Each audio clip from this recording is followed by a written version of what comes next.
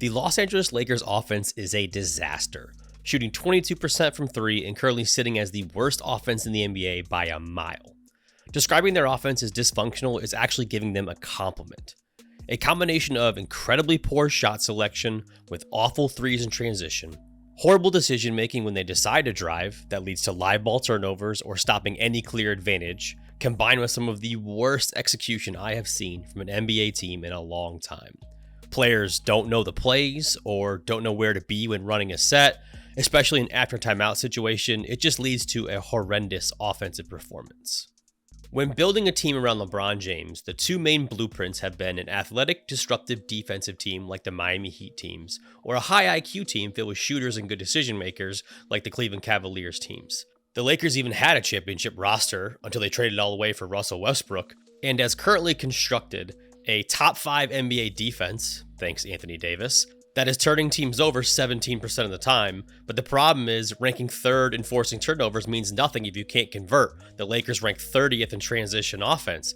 It just becomes a bad decision-making, bad shooting team that leads to no spacing and no IQ. In the game against the Denver Nuggets, the Lakers shot 27% from three, and it was their best shooting game of the year, and their three-point shooting accuracy went up for the season.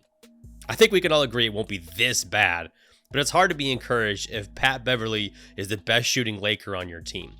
It's creating spacing issues because Russell Westbrook, Anthony Davis are being completely ignored and allowed to help off, so any offensive scheme won't matter. When Darvin Ham took over, he used the same principles that Mike Budenholzer uses in his 4-out offense. 2 players in the slot, 2 players in the corner, and a player in the dunker spot. This 4-out spacing is highlighted by the boxes that they put down on the court. You have blue boxes where the players are supposed to space. To be honest, they don't run a lot of 4-out. It's been primarily 5-out. Not a lot of guard in the dunker spot. They haven't really done a good job of creating driving lanes using their 4-out offense and blending it well.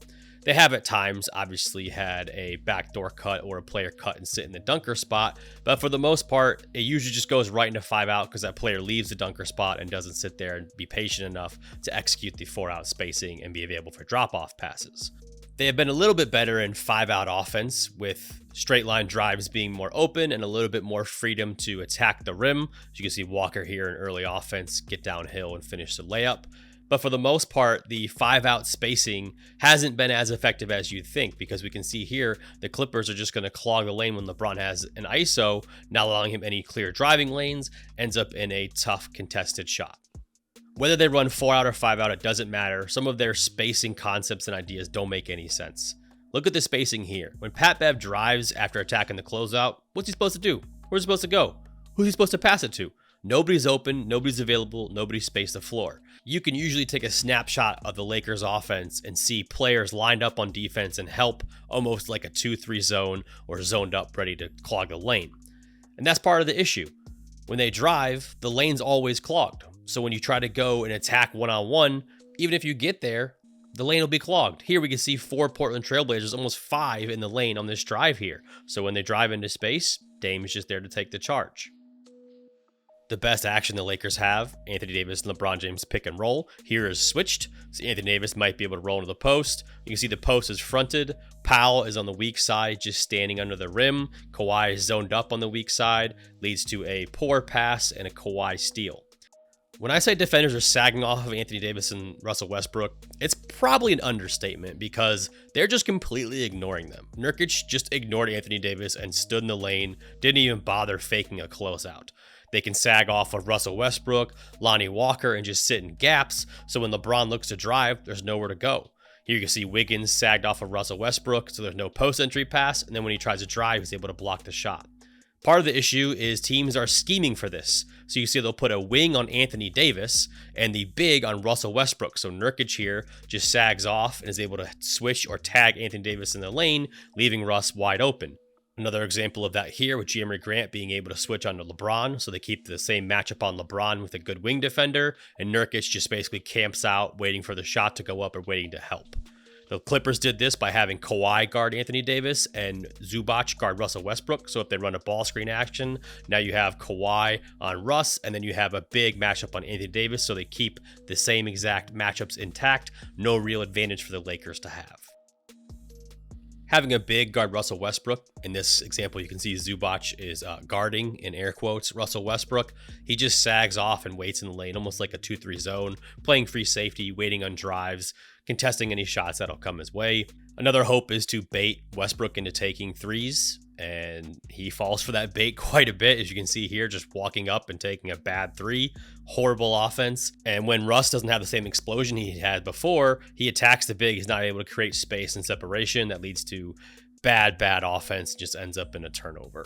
Trust me when I tell you it's not just Russ that's the problem. The decision making of the offense, in particular Lonnie Walker, is really bad. Here it should be attack the closeout and a quick lob or drop off pass to AD for a dunk. You can see Bridges attacking here, throwing the lob to DeAndre Ayton. Same exact scenario. Attack the closeout, throw a quick lob, ends up in a turnover. Another example here, the Clippers gamble, ends up in a 5-on-4. Instead of a quick pass ahead or a drive and kick opportunity to Reeves or Beverly, it's dribble into the corner and then pass Toscano Anderson low, ends up the Clippers stopping it and results in a block. Even if they do create an advantage and relocate, you can see a great driving kick example here. Rush driving kick, relocate. This should be a catch and shoot three for any normal person in the offense. Russ turns it down, ends up in a tough turnaround pull up. He makes it sure, but the process is not very good. Poor spacing, poor shooting, and poor decisions all lead into rough isolation basketball. Most of these are at the end of the shot clock, sure, but because of the poor decisions, because of the bad spacing, because of the advantage that wasn't kept, it leads to players who shouldn't be taking these shots, shooting these shots. The ball should be in LeBron James or Anthony Davis' hands, period. Even when the Lakers have time or an opportunity to set up a play, it's usually run wrong or somebody doesn't know what they're doing. In this example of sideline out of bounds, it may seem like it's just a simple handoff into a ball screen, but you can see the Lakers staff get visibly upset because the two players on the weak side don't run the play right. You see Ham telling Beverly to go low. What happened was Lonnie Walker went too early, so this play looks weird. When they call after timeout, you get the ball back. It's a hand back to LeBron James, and then Beverly is supposed to screen down. So the tag can't just sit there on the drive and take the drive away. Leads to a LeBron layup. Ham calls out a play here for angle. You can see it's a quick handoff on the wing, a pass back to LeBron. Watch him have to yell at Lonnie Walker to come and set the ball screen. Walker should be sprinting up into a ball screen here, a little guard ball screen for LeBron. Here, Beverly points two fingers, which means the two players at top should go and screen. Gabriel doesn't recognize it and ends up not screening anybody. Moody can stay with Ryan, and there's no opportunity for a shot. As LeBron attacks a closeout here, he throws a lob pass to Damian Jones, who instead of dunking it, brings it down. If he goes up with this here, he's shooting 2 free throws. Instead, ends up in a baseline out of bounds play. Here, the Lakers run their double fist into a stagger screen, which Troy Brown messes up and doesn't go and set the double screen with Anthony Davis, as you can see AD pointing out here. Now, this is the most common set that the Lakers have run, especially after timeouts, where they set a double ball screen, then go into a double stagger screen off the ball for a shooter in the corner to come off looking to get a shot opportunity.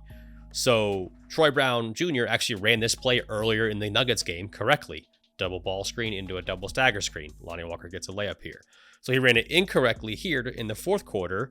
Anthony Davis obviously got mad at him. He also ran it incorrectly earlier in the third quarter, where he pops and instead of going to set double stagger screen, just stands there. Mind-blowing. I don't even know what's going on in this play. Good action, handoff, and then goes into Spain pick and roll. But here, Troy Brown Jr. just stands there. I'm assuming he's supposed to go to the corner because that would make the most sense. But then just stands there and gets in the way of a LeBron ISO. The Lakers run this delay action where it goes into pin down and a dribble handoff where the ball is supposed to be passed to Beverly and then LeBron sits in the post. For some reason, Reeves just swings the ball instead of passing it to LeBron in the post. Same action here, but Russell Westbrook is confused and upset. We don't know what he's doing. Horrible screen, ends up in a Walker driving kick. The Lakers are up 5 in the fourth quarter with a minute and a half left, and this is their offense. This is what they're doing, a Pat Bev ISO and a brick. Not only that, LeBron has to tell people all the time what to do. He has to tell Damian Jones to screen here. He has to tell Reeves he's the cutter and try to control the offense, control spacing, and do everything all at once. The Lakers' offense is bad. It's really, really bad. I had a terrible time watching this film. I honestly got a headache from trying to break this down. I hope you enjoyed this breakdown. I hope they improve. It can't get much worse, right?